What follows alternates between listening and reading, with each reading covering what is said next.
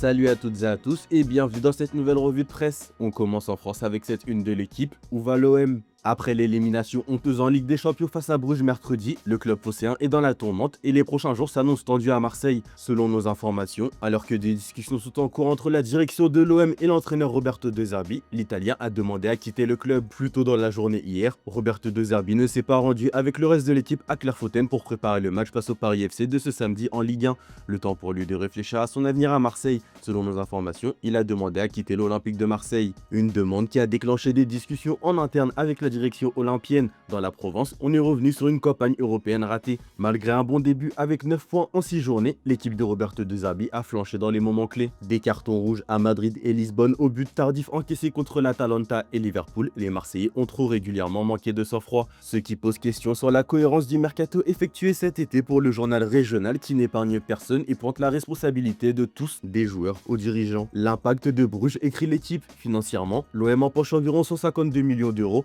un record pour le club, mais bien en dessous du jackpot que le club phocéen aurait pu encaisser s'il était qualifié pour les barrages. Un gros coup de jour pour Marseille. Toujours à l'OM, selon nos informations, en grande difficulté à Marseille depuis quelques semaines, Arthur Vermeuren vit mal son déclassement. Du côté du Galatasaray qui cherche actuellement un milieu de terrain, on ne serait pas contre l'idée de relancer le milieu belge. Une offensive pourrait intervenir d'ici lundi, mais ce n'est pas simple à boucler. En effet, pour que l'opération se fasse, la mécanique est rodée mais nécessite un accord tripartite. Il faudrait casser le prêt actuel avec l'OM pour que Leipzig puisse prêter le joueur dans la foulée à Istanbul. L'OM, qui cherche à libérer de la masse salariale et une place dans l'effectif, pourrait se laisser tenter si une solution est trouvée avec Leipzig et Galatasaray. Du côté de l'ennemi parisien, on a appris que Luis Enrique a failli partir par le passé. L'Espagnol, réputé pour son caractère et sa façon de travailler, a fait du Paris Saint-Germain une équipe qui gagne et qui est enfin redoutée par tout le monde en Europe. Mais comme l'a expliqué Luis Campos dans un entretien accordé à Marca, la réalité actuelle du PSG aurait pu être bien différente puisque l'entraîneur espagnol a été à deux doigts de partir plus tôt que prévu. À la fin de sa première saison, il m'a dit un jour: Luis, soit on améliore le niveau de l'entraînement au quotidien avec des joueurs qui sont à 1000 km à l'heure, soit je pars.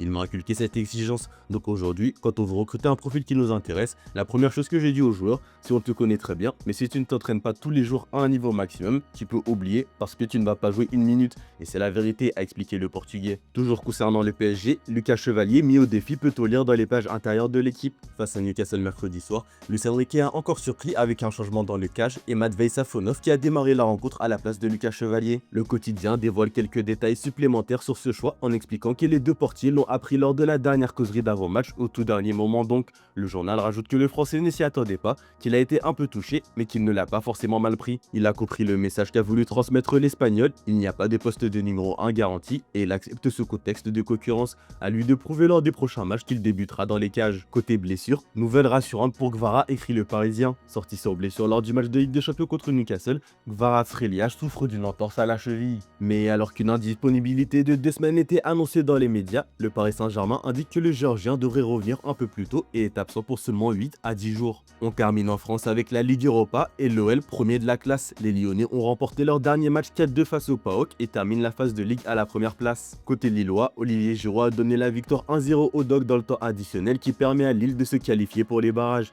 Nice, en revanche, s'est encore incliné face à Ludogorets, cette fois dans un match sans enjeu puisque les Aiglons étaient déjà éliminés. On part en Espagne avec cette une de Marca, le tirage au sort. Le tirage au sort des barrages se tient aujourd'hui et il fait parler dans toute l'Europe. Une punition pour les mauvais élèves, peut-on lire dans le quotidien espagnol. Le Real Madrid et l'Atlético, incapables d'assurer leur place directe dans le top 8 de la nouvelle Ligue des Champions, devront passer par des barrages de phase à élimination directe, vu comme une punition pour ne pas avoir fait leur devoir. Le Real affrontera en playoffs soit Bodo Glimt, soit Benfica, tandis que pour l'Atlético, ce sera soit Galatasaray ou soit Bruges. En France, une chance sur deux peut-on lire dans l'équipe. Comme la saison passée avec Brest, le PSG pourrait donc retrouver un club français en barrage. S'il pioche Karabag, alors l'AS Monaco affrontera Newcastle. Le vainqueur de ces deux barrages affrontera ensuite en huitième de finale soit le FC Barcelone, soit Chelsea, ce qui sera tiré au sort après les barrages. En Italie aussi, on parle de ce tirage avec des sensations fortes promises pour l'Inter, la Juventus et l'Atalanta selon le Corriere. Pour revenir en Espagne, le Real Madrid, encore là, écrit Marca. Les merengues échouent une nouvelle fois à intégrer les top 8 de la nouvelle Ligue des Champions et devront disputer un tour de barrage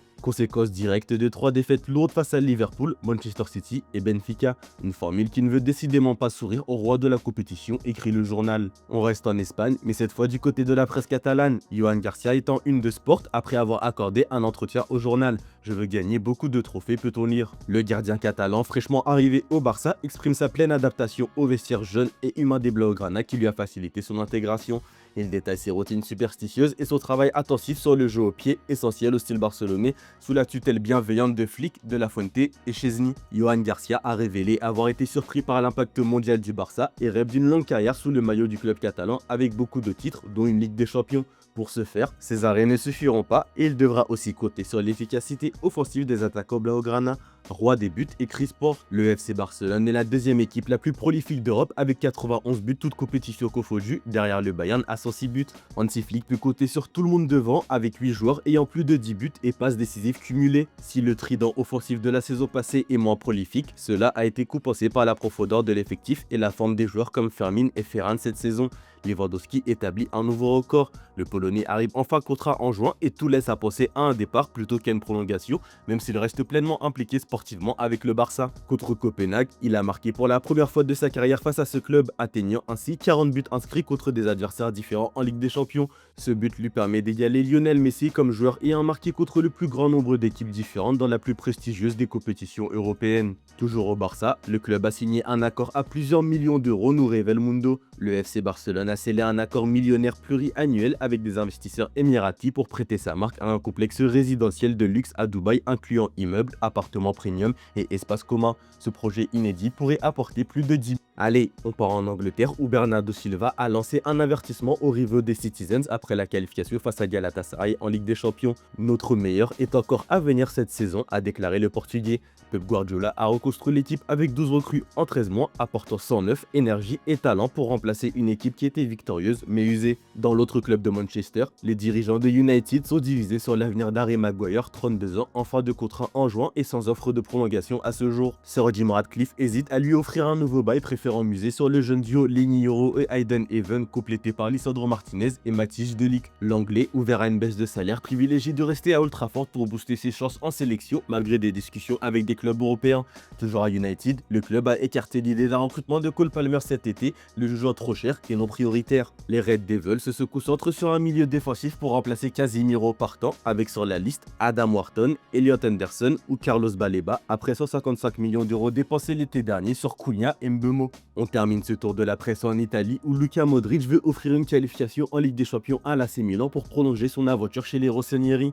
Il s'aligne pleinement sur l'objectif de Massimiliano Allegri avec qui il partage une belle entente. Modric, sextuple vainqueur de la C1, apporte son leadership et sa mentalité de gagnant au vestiaire milanais. Son contrat inclut une option d'1 an que le club espère activer, surtout après ses belles performances sur la première partie de saison. Du côté de la Juve, Damien Comolli ne s'arrête pas au nom de Tottenham pour Randal Kolo Muani, peut-on lire. La Juventus, via Damien Comolli, relance la piste de Randal Kolo Muani prêté par le PSG à Tottenham après un prêt réussi à Turin en 2025. Malgré les refus répétés des Spurs qui veulent honorer le prêt jusqu'à la fin de saison et les tensions passées avec le PSG, la vieille dame va insister jusqu'aux dernières heures du mercato. Voilà, c'est tout pour aujourd'hui. Bonne journée à tous, merci de votre fidélité. On se retrouve en fin d'après-midi pour le JT Foot Mercato.